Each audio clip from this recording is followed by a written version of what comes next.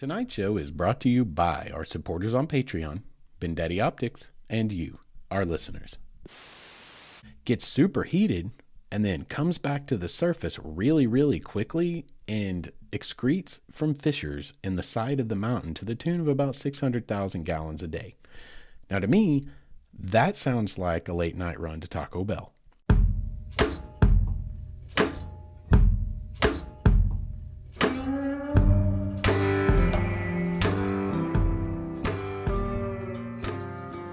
What is up, all of you wayward souls, and welcome back to the Wayward Stories podcast. Wayward Stories is the podcast where we tell the tales of our adventures in our wanderings and our wonderings.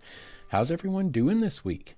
It's been a whole week here, but I am in the studio tonight with you guys again, telling stories, the thing that I enjoy doing the most. So I shall put the worries and cares of the work week aside for the next hour or so and hopefully regale you with tales. Boy, I am full of words tonight, aren't I?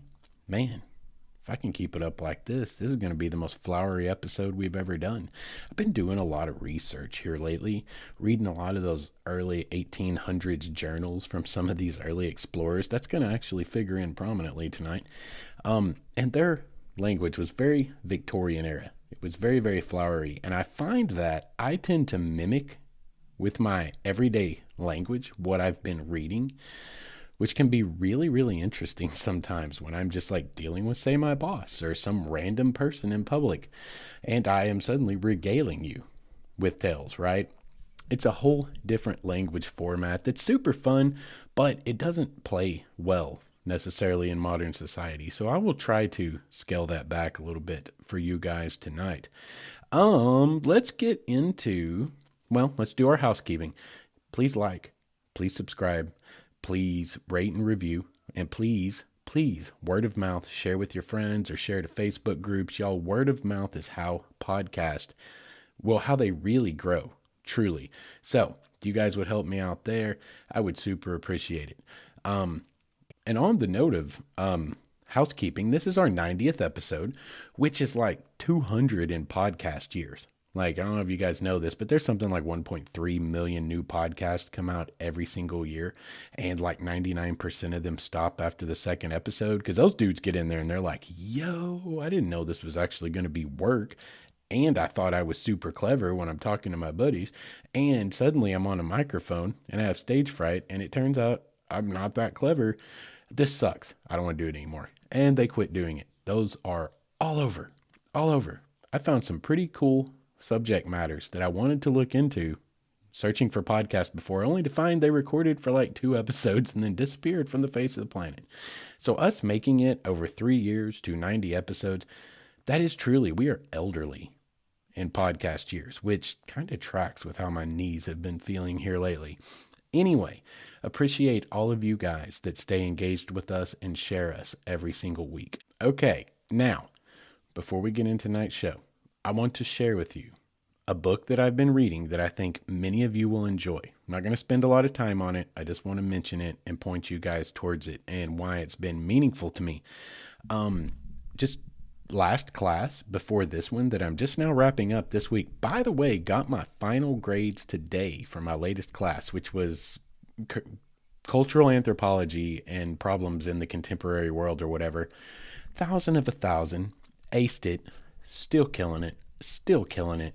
That's right. But my last class was U.S. environmental history, right? And one of the books that my professor recommended was called The Wilderness and the American Mind. And I just went blank on the author's name, but it is a iconic book, apparently, in the outdoor space. And you will find it if you just Google Wilderness and the American Mind.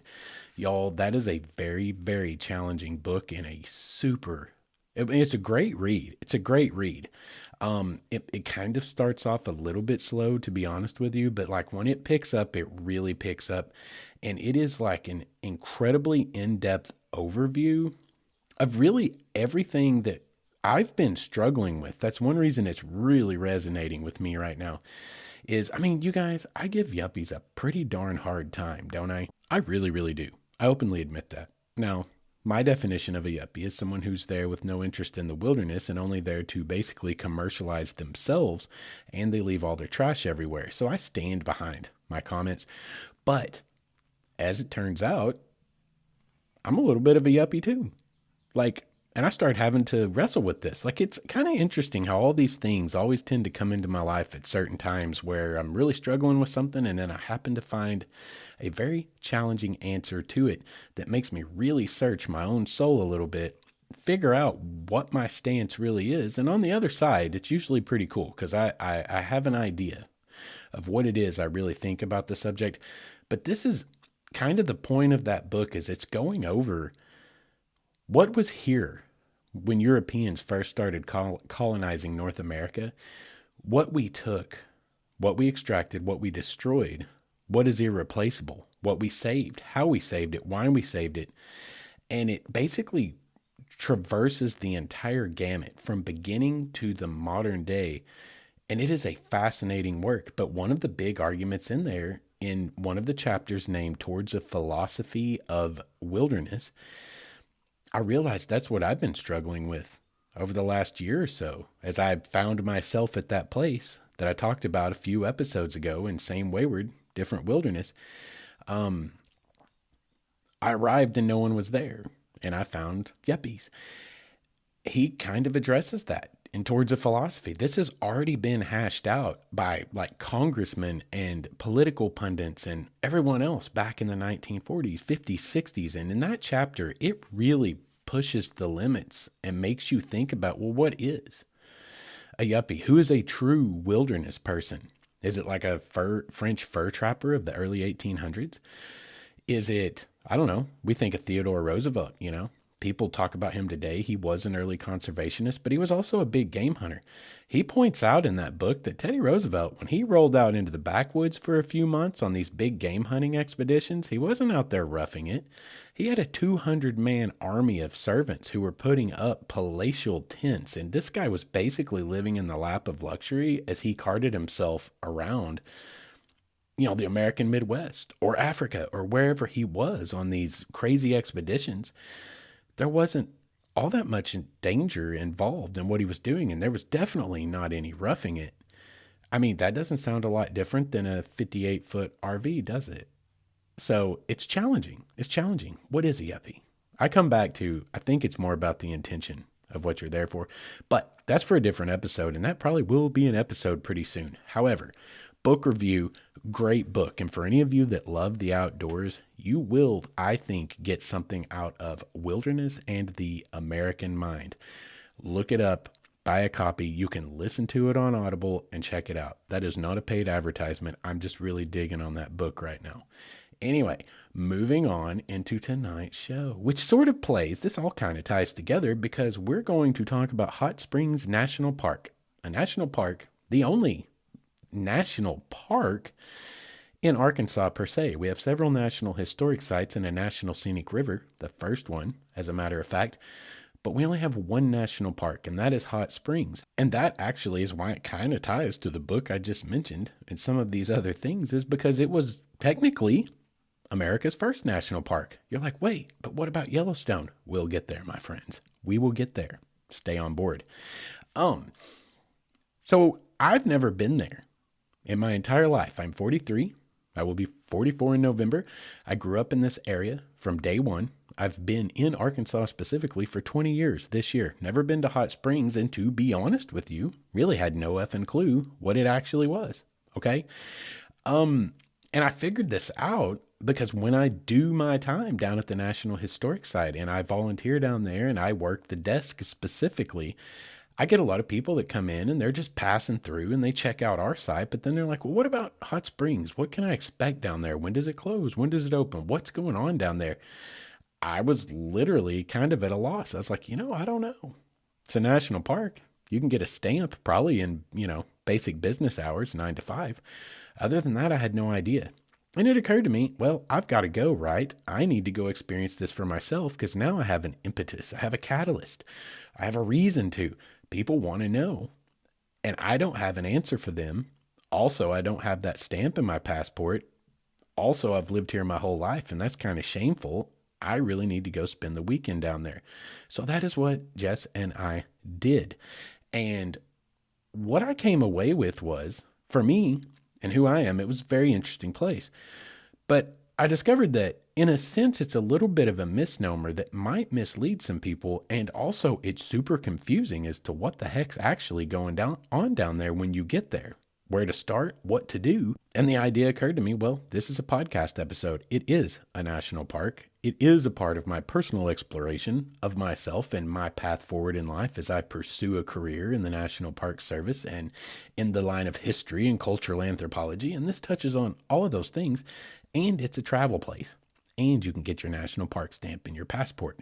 So I was like, I should really make the Idiot's Guide to Hot Springs National Park, because you kind of need an idiot's guide to it to really know where to start and what the heck to do. And that's what we're going to talk about tonight. We're going to start with Justin's history of Hot Springs National Park before we get into the official history. We're going to give you, as I love to do when we do these little travelogues and I tell you about where we're going and why we're going there, I want you to know why. It's a very interesting place. I want you to know why it's even a national park to begin with, what's special about it, and that requires backstory. So, Justin's 30-second history that'll take about 10 minutes, by my estimation, is that in 1803, with the Louisiana Purchase, America suddenly had a crap ton of new land to explore. Many of you have heard of Meriwether Lewis and what's his face, Clark? He wasn't that important, apparently. I'm a historian. I don't remember. Was it William Clark? Meriwether Lewis? I know Meriwether because that's the coolest name ever. I would have named a child that had I had a boy. But everyone knows the story of Lewis and Clark, right? That was like one of the big banners of like American westward exploration, right? How many of you knew there was roughly 4 other expeditions that Tom Jefferson, sent out in the same time frame to do exactly the same thing, but explore other portions of the Louisiana Purchase, most notably the southern portions, which include Arkansas, where I'm at. And that comes into play here. We actually have the accounts. It is in a great book that I'm holding up on the screen for you here, The Forgotten Expedition, which is the Louisiana Purchase Journals of Dunbar and Hunter, and we'll talk about them a little bit more in a minute. But these two gentlemen were tapped by Thomas Jefferson to explore up the Red River. A few things happened. Their plans got a little bit redirected, and what they did is they went up the Mississippi River, the Black River, and up the Washita River in search of the hot springs. And they were the very first European American settlers. The French did, but they weren't there in a scientific capacity. And there were very few of them. These guys went up scientifically observing, as best as they could with the scientific instruments of the day and their knowledge, everything they saw along the way, to send all of this information in a report back to Thomas Jefferson. And this was a short-lived expedition. It was wildly shorter than it was supposed to be due to circumstances. And if you buy this book, you can learn about them. But they did record the first researched and articulated history. Not history. My words fail me tonight. They put together the first scientifically articulated report of the area all the way up to the hot springs, because the hot springs were somewhat of a mythical status at that point. People knew of them. There were rumors of them, and it was like their impetus to go and find out, what are they really there? Is this really a thing? What are we going to find up there? And when we do, what can that tell us about the area? And we have their journals now, thanks to one Trey Berry, Pam Beasley, and I'm going to say Gene Clements. And they did a wonderful job. Now, for any of you who like to read historical things, this is fascinating stuff to me. Oh, and I mentioned there were 4 others. There was the Custis Freeman expedition that went up the Red River until they ran into trouble with the Spanish and got turned back unceremoniously. And then, of course, everyone has heard of Pike's Peak, right? Zebulon Pike. Well, he was another one of the expeditions. There's so much more to history than they told us in school. And let me tell you something.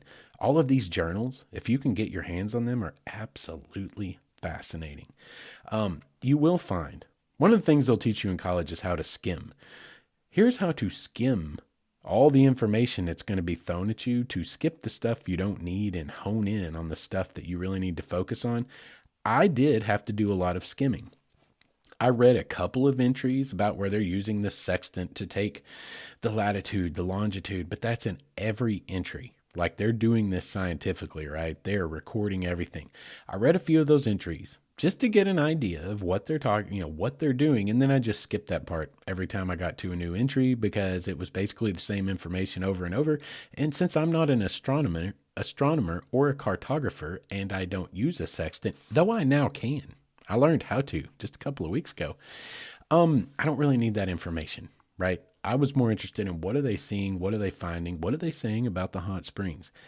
Fascinatingly enough, they had a lot to say about the hot springs. When they arrived there, and this is between 1804, 1805, and it's around Christmas time, they actually celebrated Christmas at the hot springs. And I'm going to say that would be 1804. Which was an interesting part of the story. The men had stored much spirit in preparation for this holy day, as it were. Let's just leave it at that. They had a good time that night. But that's all in these journals, and it's fascinating stuff. But they found hot springs issuing from the side of this mountain, and it was an anomaly to all of them, because I want to point out to you, at this time, we hadn't seen Yellowstone yet. No one had seen a geyser, like not on American soil. These guys were trying to figure out a hot spring. What's going on here? They're taking temperature readings, averaging around 150 degrees. They even managed to find microscopic life, extremophiles, inside the springs, little crustaceans that were alive. It's pretty fascinating stuff. Very interesting read. The Forgotten Expedition. Look it up if you're very interested. But they found their way up, and when they got there, they found that there were some cabins and shacks already constructed around the springs. So there were early French trappers who had already found their way to the area, and they were already using these springs for whatever purposes they were using these springs for. So this was something that was in, I want to say, like the mythology, because in a way, for a while, it was a little bit of a myth. They're like, is it really there? What are they? But it was really just floating around through the grapevine and rumors. People had heard tell there's some fascinating hot springs up here, up this Washita River, as it was called. And they wanted to find out what was going on. So early expeditions, super interesting stuff. Look up those journals. You can get most of them in paperback format today, which I have all in my thrift books cart. There were early other travelers and explorers like Thomas Nuttall. He made his way through Arkansas, up the Arkansas in 1820, 21, I believe it was. I know it's 21 for sure at one point. And he mentioned several times the Curious Springs, and he uses a lot of different names for them. There's a lot of names thrown around during that time. He never goes all the way to the springs. He stays on course mostly up the Arkansas River. That's another really cool book, and you can find it. I have it right here. Journey of Travels into Arkansas Territory during the year 1819. So there you go. Thomas Nuttall. Dude was a botanist from Boston, and he got himself in over his head, and he got waylaid by natives. He got played by river expeditioners.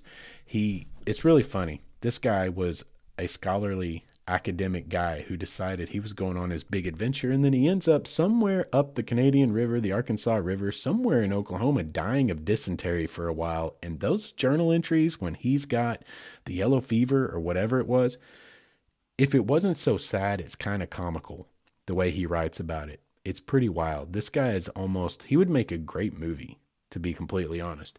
But anyway, the hot springs are quite famous. They have been known from very, very early times, and they became, slowly, America's first national park. Technically. Asterisk, proviso, addendum. Anyway, what are the hot springs? Well, Justin's history of the hot springs, not history, but Justin's geology of the hot springs are rainwater falls, snow melts, seeps into the mountainside, makes itself way down into the mountain, gets superheated, and then comes back to the surface really, really quickly and excretes from fissures in the side of the mountain to the tune of about 600,000 gallons a day. Now, to me, That sounds like a late night run to Taco Bell. But the National Park Service has a better explanation, and I'm going to tell that to you now.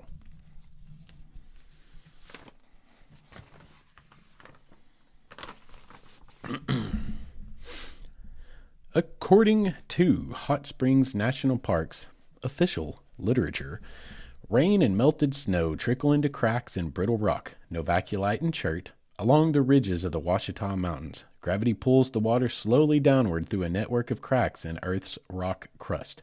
The rock temperature increases with depth, and the water emerges from the springs at an average temperature of 143 degrees Fahrenheit. When the water reaches a major fault on the western slope of Hot Springs Mountain, pressure propels it upward. The hot spring water does not result from a volcanic process. Its round-trip journey from the recharge zone along the mountain ridges to the park takes over 4,000 years. So basically, about the time that the pharaohs were building the Great Pyramid at Giza 4,500 years ago, the water that emerges today at Hot Springs was just falling on that mountainside. How they figure that is beyond me. I asked about it. They said it has to do with radiocarbon dating particulate in the springs currently. But I even have questions about that. Y'all, I believe in science. I really do. But, I mean, who's to say there wasn't a giant sinkhole somewhere and there's a big void down there that happened 4,000 years ago, and as the water flows back up through it, it's picking up 4,000-year-old decaying matter off of trees. Like, I don't know. Like, that just feels like a little bit of a stretch to be like, yeah, it fell 4,000 years ago because there's matter in it from 4,000 years ago. I mean, did that work all the way down 12,000 feet to wherever it heats and then all the way back up through the system with it? I don't know. That's probably good science and it probably works, but that's one of those that it's like, I feel like there's probably other things that could explain that too. Anyway, I digress. So, Hot Springs National Park today, what is it? Well, to give you an idea of how it runs out in a quick bullet point history, is 1820, the Arkansas Territory asked Congress to reserve the hot springs for public use. See, there were people there already appropriating the water for personal reasons. In 1830, Asa Thompson builds the first bathhouse near today's Fountain Street. In 1832, President Andrew Jackson signs legislation to establish Hot Springs Reservation. This here, when it becomes Hot Springs Reservation, is the moment it becomes technically America's first national park. But it is just a reservation. But it is the first public property that the federal government ever established as a reserve for the use of the public. So that in it of itself is really fascinating, because this also predates preservation and conservation movements by like some 70 years. This is really early. This is actually super progressive for the time by a guy who hated Native Americans and did everything he could to push them off the face of the earth. But he was progressive when it came to preserving the hot springs. 1849, the Department of the Interior is established and the reservation is placed under its control, which, interestingly enough, Department of the Interior is what is over the National Park Service still currently today. 1877, the first superintendent is named. 1883, construction begins on a stone archway. 1887, the Army and Navy General Hospital opens, which you just need to know when you go. That place is awesome. You can't go in it. You can't even get on the property. But you want to talk about the coolest looking Gothic structure from the 1880s you've ever seen that will make every urbex bone in your body ache. That Army-Navy hospital is immensely cool, and it's right down there in the middle of the national park. You're going to like looking at that when you go. 1892, work begins on the formal entrance. 1901, to protect the thermal water and retain heat, a water collection and distribution system is installed.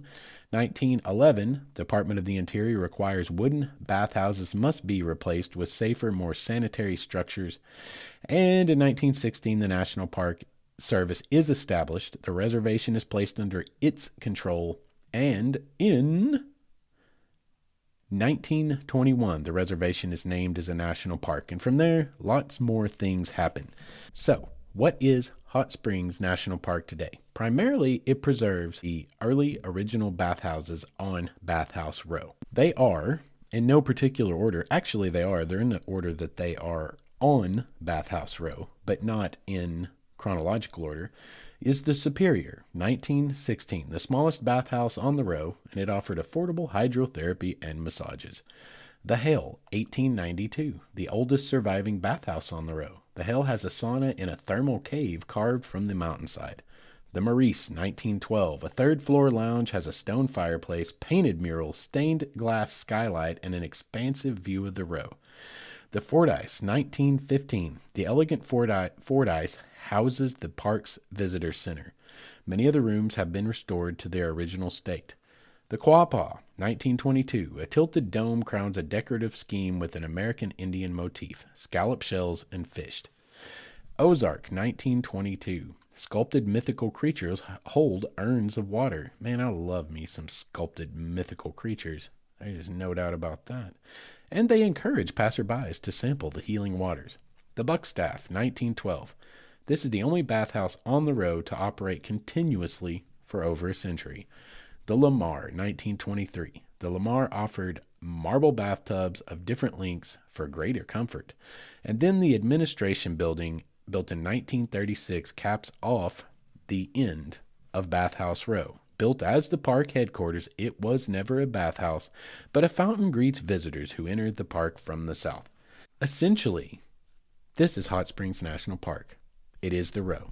There's a lot more encompassed landmass-wise, but for our purposes tonight in our Idiot's Guide to Hot Springs National Park, you're looking at it right there. And this is a great time to go to break, and when we come back, I'm going to give you the down low, the skinny, the deets, as the kids say today, about Hot Springs National Park, the best way to visit it, what you can expect to find from the visitor's point of view, and what other things in the area you can get into to fill out your day. So you guys hang around for about a minute and a half here, and we'll be right back. What is up, all of you wayward souls? I want to tell you guys about our newest sponsor, Bendetti Optics, a brand based right here in the good old US of A, Portland, Oregon, to be exact. And I bought my first pair of Bendetti sunglasses about 1.5 years ago and fell in love with them, so much so that I got online and ordered a couple of more pair. And when I did, there was a small shipping snafu, an order fulfillment snafu, and I got on the phone, gave them a call, and guess what? I get a call back from who? One of the big men themselves, right there in Portland, from the top of the chain. Have a great conversation, and we end up starting this great relationship we have. They more than made right the little snafu that occurred, and I am now a huge proponent of them because I can tell you from personal experience they are good people, and they're trying to compete with the big boys out there, coming in at a price point of about $40, but using the exact same frame material, TR90, and the same polarization process as the big guys. As it turns out, something I think we are already probably knew in our hearts, when you buy big name sunglasses, you're buying a big name, not necessarily any more quality than you can get somewhere else, like at Bendetti Optics.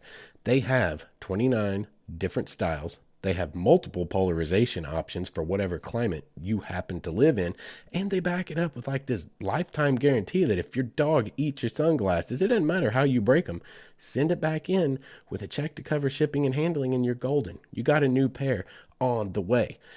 These guys are truly trying to do it right. And they have this philosophy that a really good pair of sunglasses should not cost you so much that you are afraid to wear them. And I think all of us outdoorsmen can relate to that. So if you guys, like me, are very practical and like to get more bang for your buck and wear some great looking sunglasses, check out BendettiOptics.com. That's BendeTTI optics.com.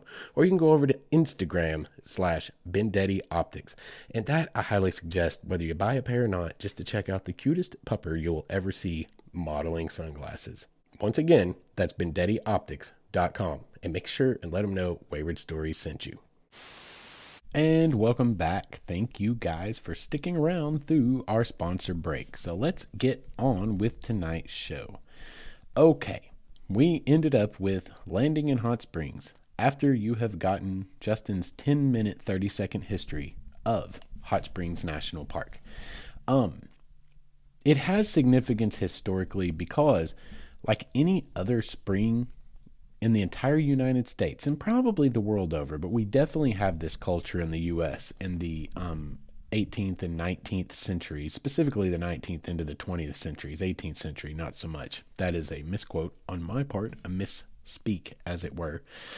But there was a whole culture with this, right? And a lot of it came back to snake oil, which we'll talk about later, curative healing powers. And this place was no different. Hot Springs was no different. And so a lot of people were coming here. And for a lot of people, it probably did bring relief. And many of you have experienced like taking an Epsom salt bath, right? It'll really like make you feel better. It'll help the old joints. It absolutely does. A good hot bath in any kind of minerals, but especially certain ones, like again, say Epsom salts, it makes a difference. Some people do it in magnesium, which is not, that might actually be Epsom salt. I don't know. Point is, a good long hot soak in a bath is good for the bones and will make you feel a lot better. And so it probably was believed to have some curative powers back in its day, but that was absolutely appropriated by unscrupulous businessmen, which the world is known for, especially the capitalistic world. And it becomes a thing, and suddenly resorts spring up, and suddenly the bougiest of the the bourgeois, they show up, and people who would like to be like the bourgeoisie show up. Proletariat or not, everybody wants to have a little me day, even in 1899, and 1905, 1922. It just rolls downhill from there to where we are today. But anyway, moving back to the point of tonight's show, this is a very significant cultural space. I mean, it has human occupational history going back, 12,000 years? I believe, man, we're talking way early. 12,000 to 10,000 before present. So yes, 12,000 years ago, we've had indigenous peoples visiting this site intermittently for, 12,000 years. We get into the French coming up into America. They started to frequent the site, and then we roll into our time frame. But these springs have been a cultural gathering place for over 12,000 years, probably about as long as people have been in this section of North America. That alone is significant. But also you have this history where this entire resort industry develops, and you have this entire small town spring up around, these springs.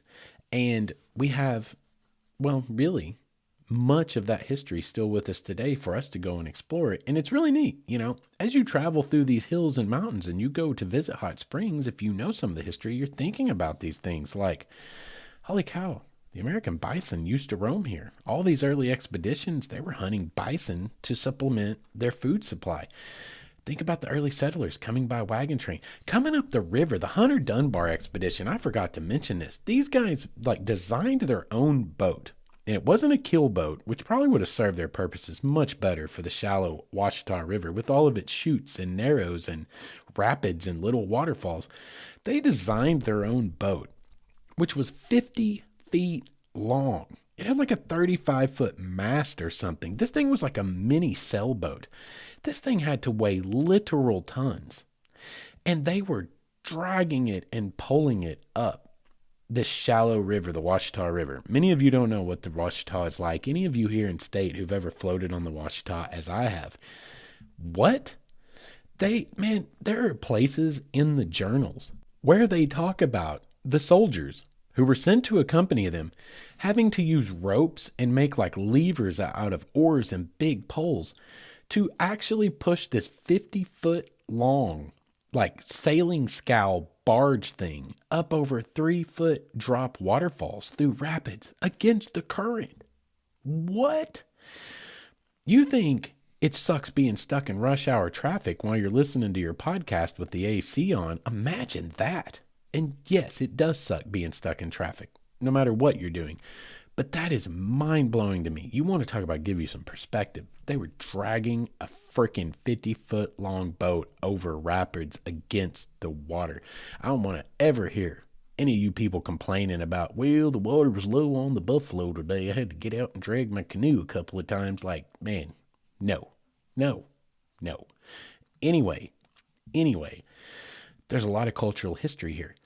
And as these bathhouses sprang up, this was in conjunction, obviously, with the federal government to some degree because this was considered to be public property. The history gets a little bit complicated and fascinating, but what do you need to know? What is Hot Springs National Park? When you drive down onto the row, you're looking at Hot Springs National Park. Okay, this is where it becomes the idiot's guide to Hot Springs National Park. We had no idea what we were driving into. What is it? What does it do? What will I see? When you drive down the street in front of Bathhouse Row, you just saw it. That is Hot Springs National Park. It might be a little bit of a misnomer, to be completely honest. When we think of a national park, is not the first thought that comes to mind Yosemite, the Grand Canyon, Yellowstone, or Great Smoky Mountains, depending on your region, right? What comes to mind? Gigantic vistas, beautiful views, natural wonders. Hot Springs would probably be better designated as a National Historic Site because what Hot Springs is the side of that hill where all the springs are now collected in spring boxes and issue out of those bathhouses that are all historic in nature. The Visitor Center, for example, the Fordyce, I believe it is the Fordyce, is, yes, the National Park Visitor Center and Museum. The museum's cool as heck. You wander through that guy and check out everything that's in there and see how these bathhouses functioned. And some of them you can still go into and use as a bathhouse today. Highly recommend that. But that's what you're looking at. This is Hot Springs National Park in a nutshell. It's Bathhouse Row, and it's really probably better designated as a National Historic Site. First pro tip. I was kind of surprised. Okay. You can walk down the Grand Promenade, which was built very early on. The date's in front of me somewhere. I'm not going to dig in and find it. It is really neat. It's a cool place, and it is a natural wonder, but you don't really see the springs issuing from the side of the hill as they once did. They are collected in these collectors. You can see all the history that is in all of these buildings, no matter which one you visit, the bookstore, the visitor center, or any of the ones that are still privately operated where you can go take a hot bath. But this is Hot Springs National Park. That's it. Now, it encompasses a much larger area. There are over 26 miles of trails that you can walk throughout the park. Most of them are very, very short, half mile, 0.1 miles, 0.3 miles. But there's 26 miles in total. There's a couple of trails that go around the perimeter of the park, up in the mountains, around the park, Hot Springs Mountain, West Mountain. Those are closer to a moderate rating. So there's 26 miles of trails. There's a lot of wilderness you can see. There's a ton of wildlife down there. It's absolutely beautiful. But Hot Springs National Park, what is really there for you to see is Bathhouse Row. And it's totally worth doing. But, just traveler beware, just kind of know, because it surprised me. I thought there was something else more than that. It's awesome place. Awesome place. I'm not bagging on it, but it's just one of those things. Understand what it is.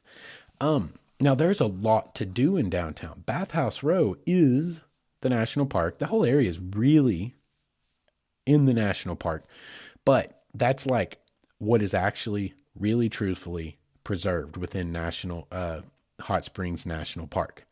Now, what else is down there on the row? One thing that if you do a quick Google of Hot Springs that you cannot miss, that is the Arlington Hotel. Originally built in 1875, the current structure was built in 1924, and it is famously haunted. And it is a cool structure, y'all. Very, very cool, very historic down at the end of the street. Al Capone stayed there. That's not folklore, legend, myth. That is factual. The suite that he loved the most is the Al Capone suite, the Capone suite. And you can stay there to this day. Babe Ruth stayed there. A literal ton of presidents stayed there. Bush was one of them. Clinton was one of them. Going way back. Some of the Roosevelts, I believe, stayed there. Very, very famous hotel. It was very, very, very fancy. It was super extra for its day, especially, and actually ties to other Arkansas properties. It's, very reminiscent to me of the Crescent or the Basin Park Hotel in Eureka Springs. We did a whole episode on the Crescent about a year ago, this time, actually almost exactly a year ago. What you need to know about it today is what was bougie in 1924, not so bougie today. We actually talked to a couple who were setting out on the deck. They were super sweet. And I was just curious because we did not stay at the Arlington. It is pricey, pricey, pricey. And I was like, hey, what'd you guys think about your stay? Was it really cool? Is it worth it? And their takeaway was, well, the man was like, well, the history here is very, very cool. And the wife's take on it was, it wasn't what I expected. And what we gathered through that conversation is, I feel like it was probably a lot like the Basin Park in Eureka Springs, which is these old buildings show their age.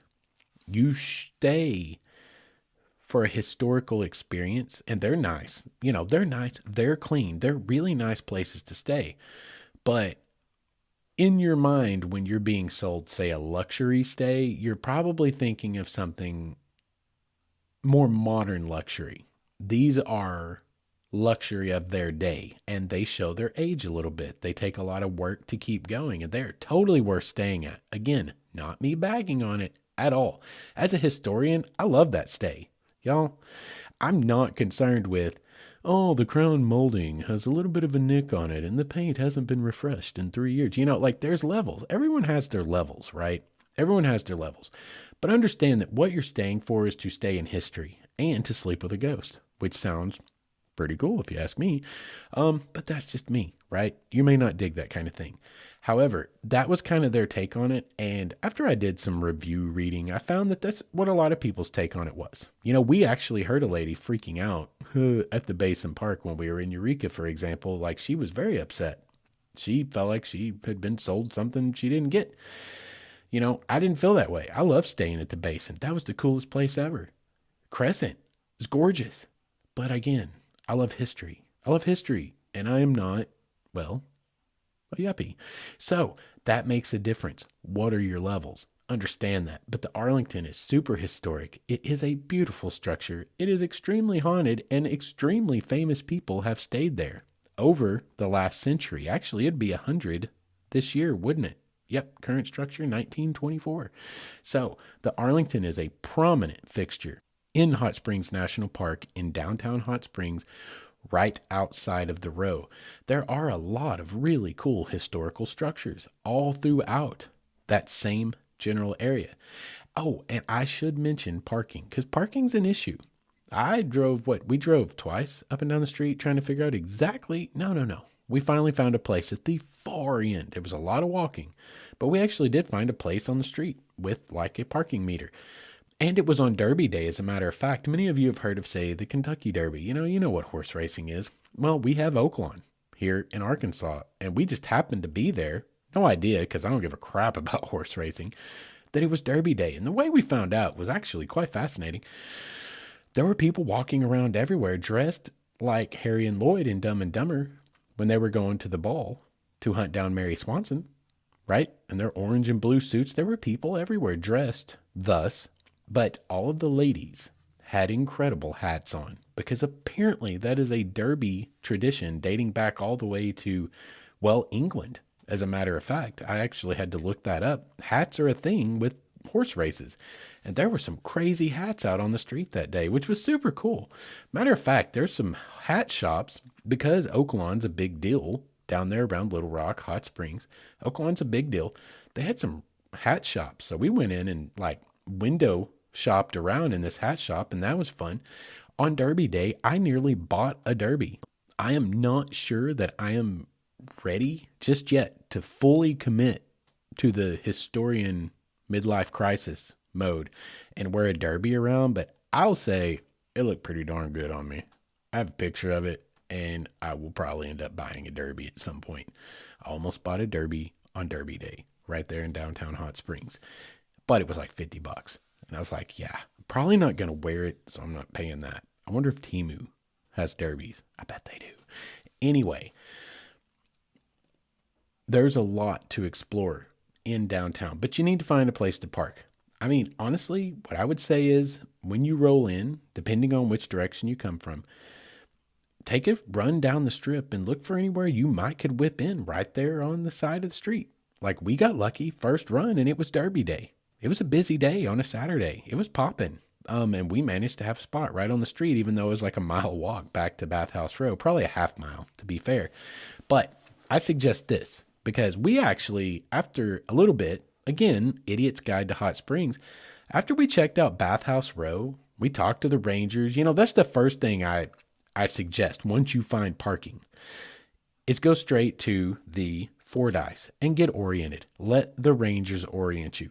Where am I at? What is there to see? Like, get that overview and then check out the museum there. But after we had done that, after we had went to the bookstore and got our passport stamps, and I stood around and talked for 30 minutes to the staff in Eastern National there, because that's what Justin does, much to Jess's chagrin. We walked a little bit more. We explored some of the shop fronts, and we were like, oh, we went down the promenade. We went up and took pictures of the Army-Navy Hospital, which is right around the corner. We bought a jar to put hot springs water straight out of the spring into, which I did. And I actually took out and, had with me during the solar eclipse, just because that's some witchy woo-woo stuff. And I like playing around these days. Why not? Let's see. I mean, I ain't going to drink it or nothing. I just thought it was fun. I infused a little cultural experience into that hot springs hot water on solar eclipse day just because I could. Not because I intend to do anything with it. I didn't know nothing about voodoo. I just thought it'd be cool. I got some hot springs water charged by the solar eclipse. I'm weird like that. Give me experiences. Give me culture. I think it's awesome. Anyway, there's a lot to do along the strip there, but we were like, this is it. Okay. What do we do now? It's noon, 1 o'clock, right? So we actually took a little adventure, and this is good for you to know. We decided, well, there's a couple of state park stamps that we still need. Well, there's several, but there are 2 state parks within 30 minutes drive of Hot Springs National Park, and that is Lake Catherine and Lake Washita. So we went down to those 2 parks, and we got our stamps, and we kind of explored them a little bit, and then came back later in the evening to Hot Springs, and I don't remember why. Maybe we wanted to see it at night. Oh, we wanted to eat dinner somewhere downtown. So we came back later in the evening, right? Closer to evening time, and discovered the smart thing to do isn't like park in their public parking garage that's like right across from Bathhouse Row, basically. Parking, if you're getting there early, I do suggest going early to get parking, because we drove all the way up all 4 of the decks before we finally spotted someone backing out, and little Clemmy, being the little feisty little, tiny car that she is, I was able to get whipped around and whipped into that spot before anyone else did, which I wasn't cheating. I was ahead of everyone. People coming up behind me were going to steal it, and that wasn't happening. Clemmy's got wheels, and we used those wheels. But that's the way to go. In my opinion, park there in that public parking. It's a parking deck situation. You can find it on Google Maps. It's right across from Bathhouse Row, right across the street. That's the way to go if you ask me. But when we went back in the evening for dinner, we decided to kind of explore up and down the street. That is when I nearly bought my derby hat, for example. But we had dinner at a place called Grateful Head Pizza and Beer Garden, which is right next to that parking garage, parking deck that's set back off of the row. Yeah, it's not period, that's for sure, but it's back off of the main street, and it doesn't really take away from the aesthetic or the ambiance of Bathhouse Row where it sets, and actually it's probably pretty much necessary, because Hot Springs is a happening place and there ain't nowhere to park, like except on the side of the street. It's a tough situation, so they kind of need it. That's what I suggest. Park there. And then we wandered up and down the street. We checked out the hat shop. We at some point took pictures for people who were going to the Derby, because they were all dressed to the nines, and that was super fun. But we had dinner at a place called Grateful Head Pizza and Beer Garden. And though I did not partake of the beer garden, we took where we were able to sit as quickly as possible. A lot of people, very cool place. Very into the Grateful Dead, if you didn't figure that out from the name. I just dawned on me. What's clever about that? I was like, Grateful Head, what does that mean? I know what the Grateful Dead are, but what's the cleverness of Grateful Head? Oh, it's a pizzeria and a beer garden. The Grateful Head. Head on a beer. I get it now. Hi, that only took me a month to figure out. I feel brilliant tonight. I just have to keep telling myself I'm still got a 4.0. I'm book smart, not street smart. Let's go with that. But it was really good. I love pizza. Pizza anywhere is a good indicator of how good the local fare is. You cannot go wrong with pizza, as it were. As the kids say, it's a total move. No matter what, pizza is always a move. And this pizza, staying in theme, was fire. No cap. God, that's terrible. Anyway, we're going to leave it in. Anyway, it was really good pizza. And you should check it out. Absolutely. Really neat place. And you just wander up and down the street as it got dark. And it is quite beautiful. Like National Park, the downtown scene, very, very neat place. There was a place called Kilwin's Sweets, and they had some pretty amazing ice cream. We did partake of ice cream after we had some Grateful Head pizza. And, you start to figure out your midlife when your tummy hurts after you have pizza and ice cream at 5 o'clock at night. That's kind of a sad realization, but such as it is. Now, there are a few other things to check out around Hot Springs. One of the first things I always do is I just Google Urbex and the area I'm going to, and then Rurex in the area I'm going to, because who does not like abandoned stuff, right? Well, it turns out that real close to downtown Hot Springs is a abandoned bottle watering factory that is collapsing into the ground and makes for some cool Urbex, which is more like Rurex at this point. But you can't find it. There are no directions to it. It's kind of a secret that people are doing a pretty good job of keeping. And I'm going to continue with that, because if I tell you all, then you'll come and you'll take all of it. It's a little bit of a screener. And I leave it to you with this, that the reason I do it this way is if I manage to figure out how to get there, and it took work. I used Google Satellite View. I was using clues out of forums. I was reading articles and trying to, it took some clue searching for me to find this place and exactly where it was. But the point is, if I can find it, so can you. And that works as a screener. If you're willing to put in the work to find it, you're more than likely willing to treat it with respect and just go take your pictures, right? Make your video and not destroy it or artifact rob it, right? It is there. It's right off the side of a road. Once you see it, you can't miss it.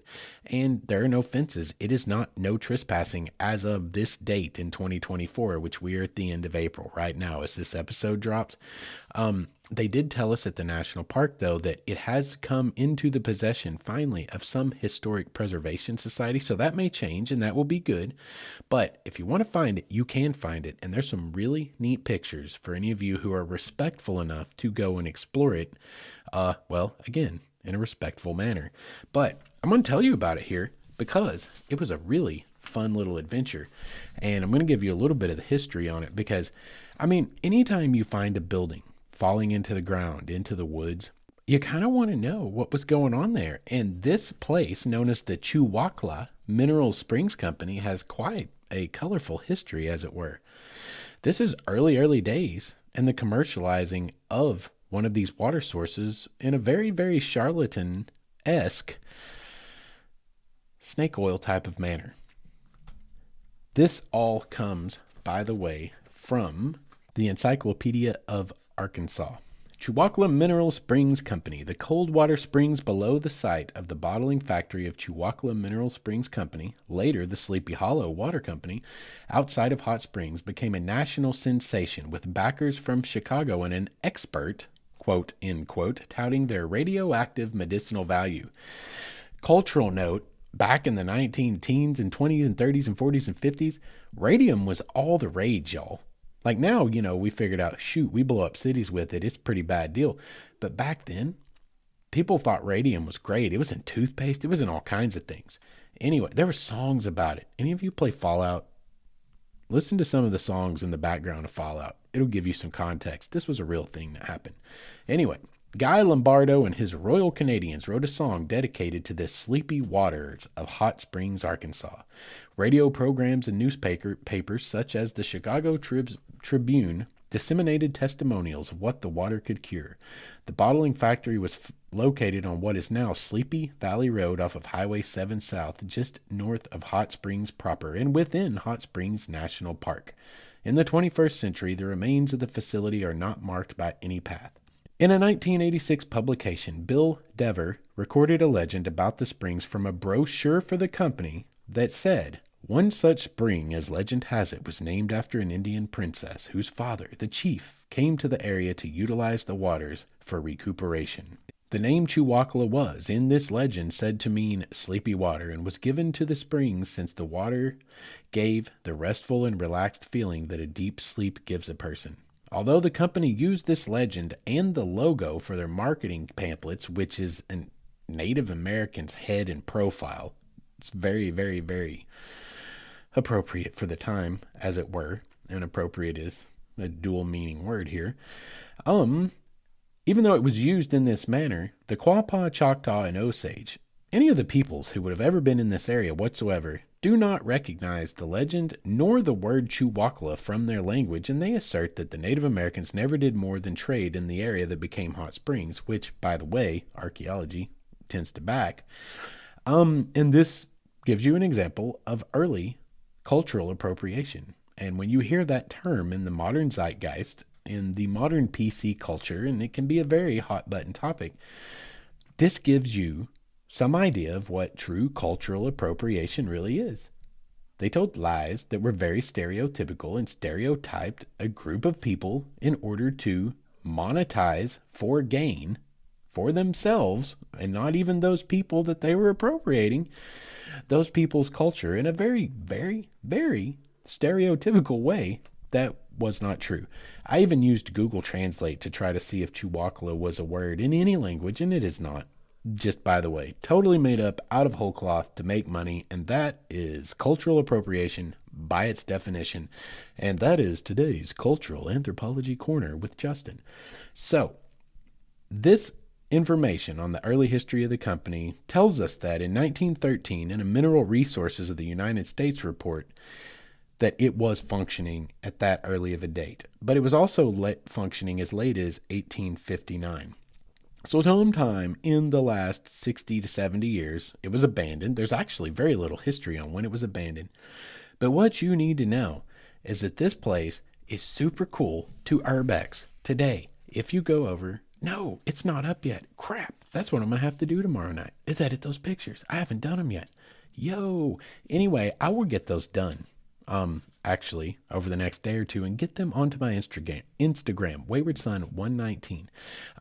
If when you listen to this episode, if you go check it out and they're not there, check back in a day or two, because I will get those done with this episode drop sometime this week.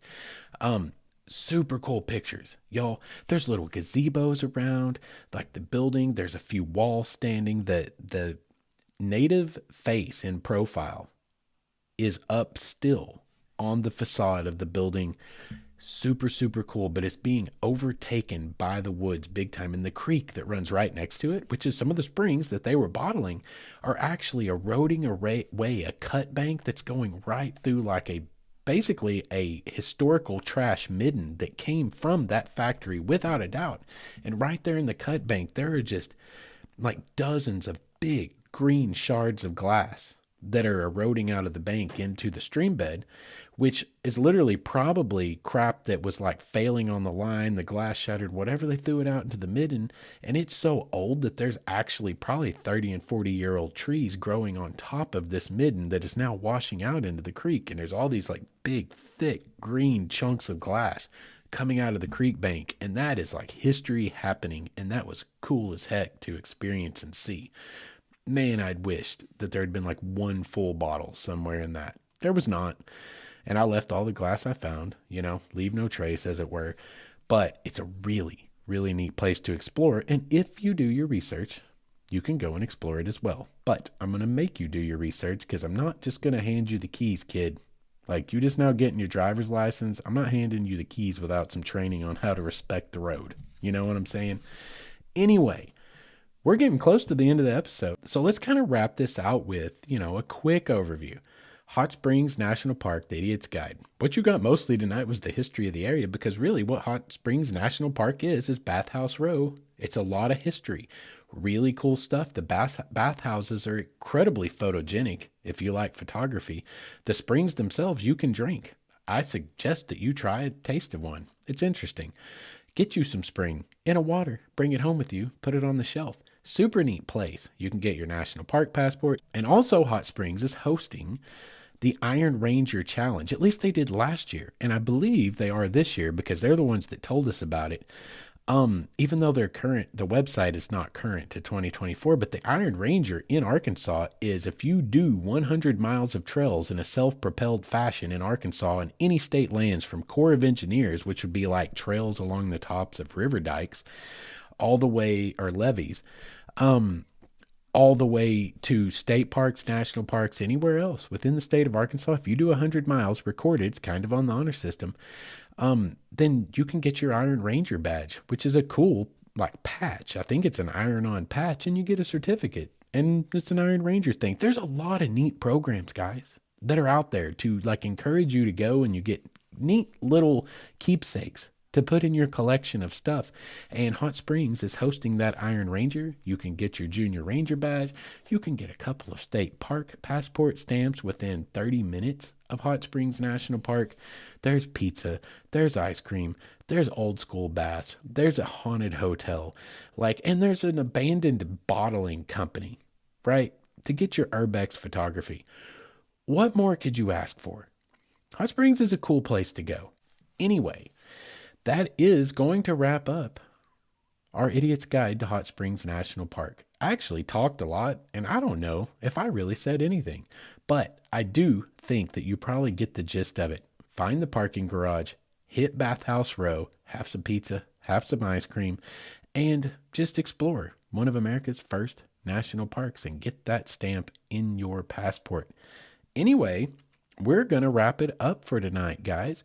Thanks for sticking around all the way to the end. Thanks for hanging with us through 90 episodes, which is 200 podcast years old. That is insane to me, but here we are. And I thank you guys for supporting us all the way. The end of the road housekeeping is, if you want to get in touch, mywaywardstory@gmail.com, or go check out our website over at www.waywardstories.com. I look forward to talking to you guys again in a couple of weeks, where hopefully I will have something for us to talk about. We will be in week 2 of my new class when that rolls around, so we'll see how much brain space Justin actually has available. Until next time, guys, you go out and find yourself some new adventures to chase, some new wonders to see, and get out there and find yourself or something. But while you're doing it, don't forget to be good to each other.